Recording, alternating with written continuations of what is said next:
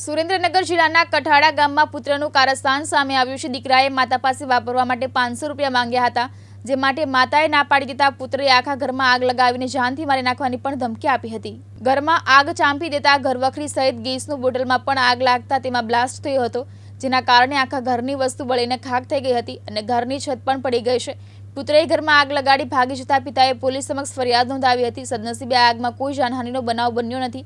આ સાથે પુત્રે અપશબ્દ બોલીને જાનથી મારી નાખવાની ધમકી આપી હતી।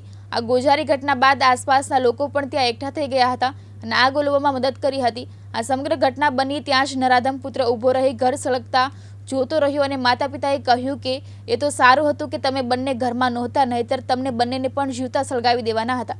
આ પછી મારી કોઈ વાત નહીં માનો તો તમને બંનેને આ રીતે જીવતા સળગાવી દેવાનું કહીને ત્યાંથી ભાગી ગયો હતો। જોકે પિતાની ફરિયાદ બાદ પુત્રને પકડી દસાડા પીએસઆઈ દ્વારા તપાસ ચલાવી રહ્યા છે। મહેશભાઈ ઉતરિયા, દિવ્યાંગ ન્યૂઝ, સુરેન્દ્રનગર।